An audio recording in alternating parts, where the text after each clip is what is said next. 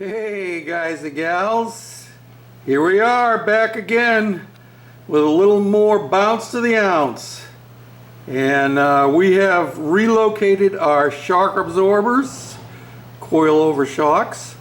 And as you can see, if I zoom in over here, they are mounted directly to our bearing plate, axle carrier, whatever you want to call that thing. And I have it actually bolted to a regular shock absorber bolt, so it has a big shoulder on it. And because these shock absorbers are a little bit smaller, I had to put a couple of spacer washers, spacer washers on the inside. That's those red things. Those are actually garden hose washers, but they work perfect to space it out.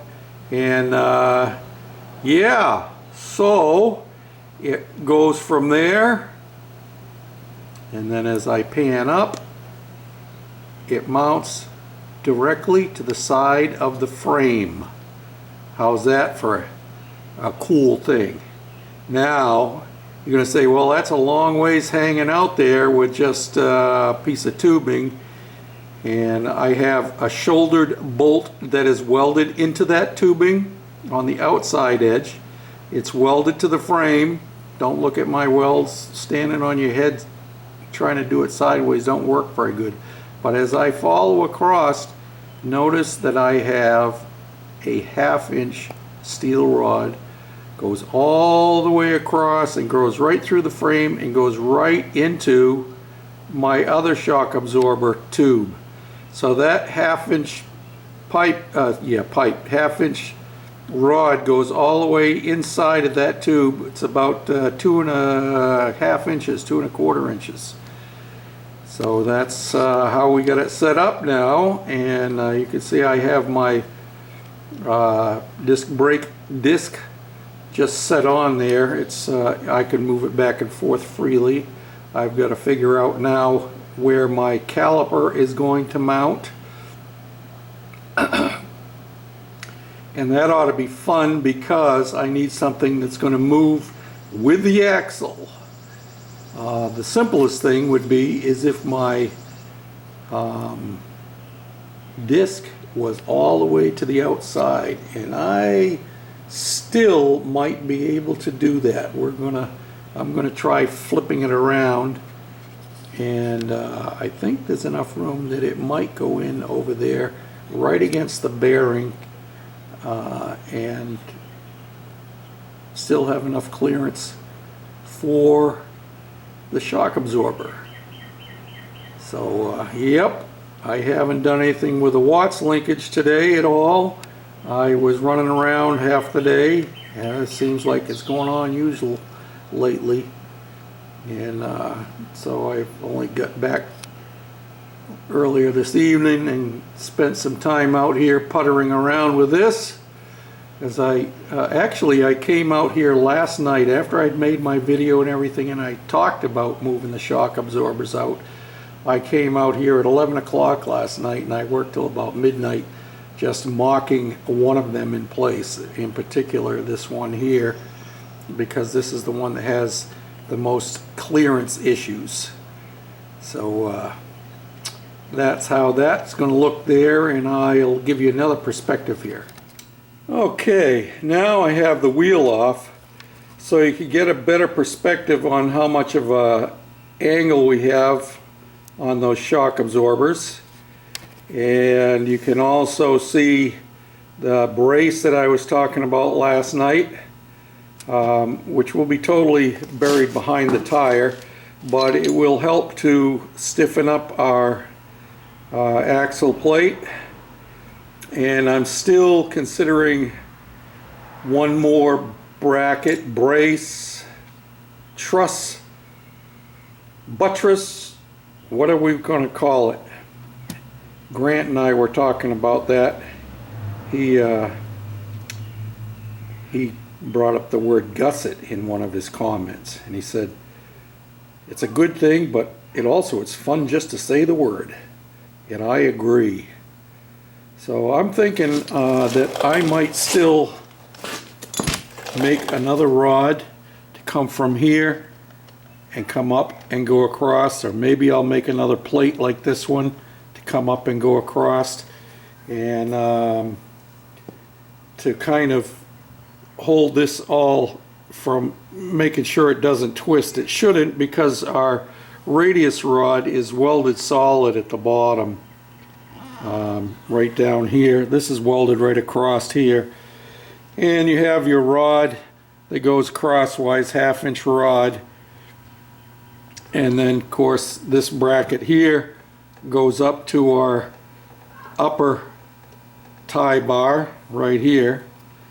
But I don't know, more can't hurt, you know what I mean? More can't hurt. And I am thinking about putting a little bit of heat to my crossbar at the bottom, because there is a fair amount of pressure on it, and I noticed when I slid the axle out, because I have cut my axle to length now, when I slid the axle out, when I unloosened this up here, the axle came out quite a bit easier.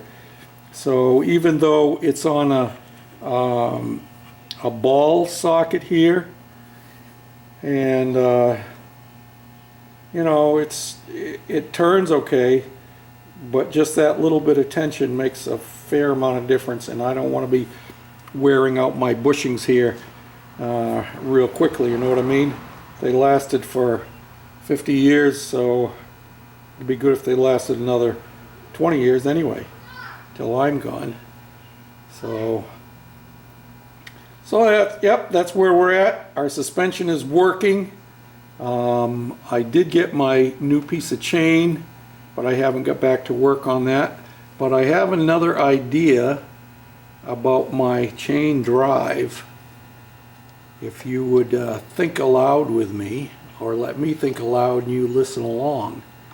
I'm thinking about bringing my chain in the front there, where it comes down from the transmission, right there, and when it comes down here, having a sprocket that would go through the frame, and then I could run my chain on the inside of the frame all the way back along here. You wouldn't see anything on the outside until you got to this big red sprocket. And I can do that because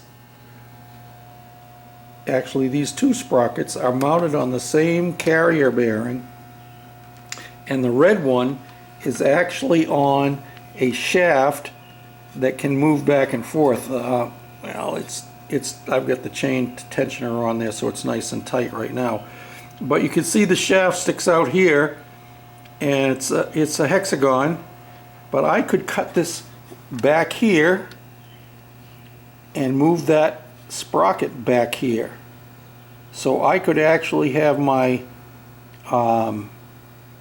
chain running up the inside of the frame, so you would never see it on the outside, except for where it comes down from the transmission to that one, and then you would see it back here. And these two back here you're not going to see much, because both of them are pretty much hid behind the wheel.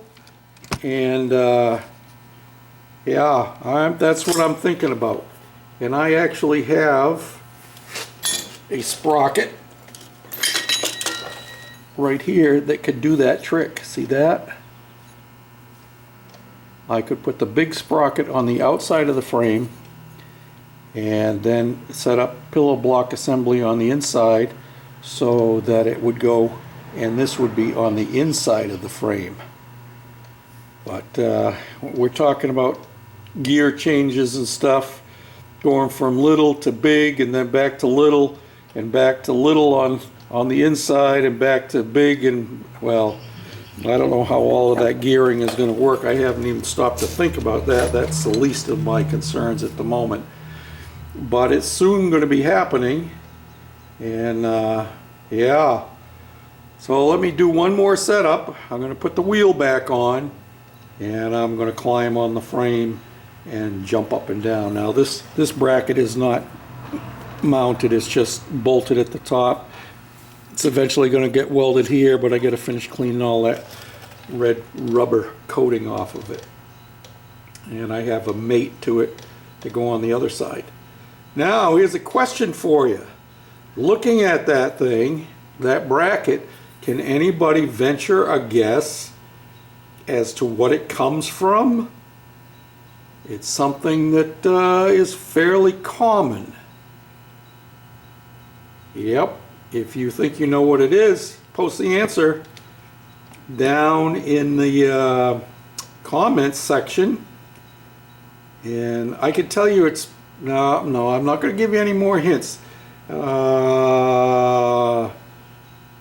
mounts on a car somewhere. That's all I'm going to tell you. Yep, mounts on a car somewhere. So you think about that, and then you can put your guesses down below. I don't know. Just something fun to do. What do you think? Okay, now I'm going to climb up on there and we'll see what our bounce looks like now. And a couple of people have been worried about my wheels wobbling back and forth. And that's because the wheels are just setting, or the axle's just sitting inside of the wheel hubs. I don't have adapters on them. You're talking about, I do have like a 2-inch adapter in there, but the 3-inch hubs, you know what I'm saying? No, the 2-inch hubs, I have 1-inch adapters in there. That's what it is. Something like that anyway. But they're not on there solid at all. So here we go. 195 pounds last I checked. All the weight's on the frame. How's that look, huh? And I don't see any extra flexing going on. My radius rods, see? The radius rods are doing what they're supposed to do. I'm pretty happy with that. So, that's where we're at. And I think we can call that a success. And like I said, I'm still thinking about another bar similar to this coming up across. And maybe, yeah, that would solve 2 problems for me. If I brought that bracket up across there, I could mount my caliper right on that bracket because it would be running always in the same plane with my axle. You know what I'm saying? So I could, if I had that thing running across there, let's see, and I would have to mount it somewhere up in here, something like that. Yeah. So if I had this coming up across, and I had a clip to mount this to, well, I suppose I could actually, I'm thinking out loud now, don't get bored with me right off the bat. I'm letting you tinker along right with me. I could actually just run a bracket right off of there. And let's see, but I need to be able to pull on that, so I really need to have it up here for this to work properly, like that.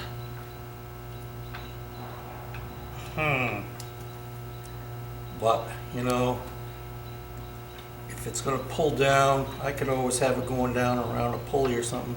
So maybe this will get mounted down in here somewhere. We'll see. Always thinking. That's the first I even thought about that. But I'm still thinking about this extra bracket coming up across here. I think that would be very helpful. And it might even make things look a little snazzier. Who knows? You know what I'm saying? Yeah. I could actually flip this around. Yeah, it doesn't matter. I'm actually going to probably cut this big flange off of here. I don't need that flange for anything. Probably cut that right off. And this is going to get mounted on there. So, yeah, we're making headway. You know, who thought a week ago that we'd be up on 2 wheels? So I'm stoked.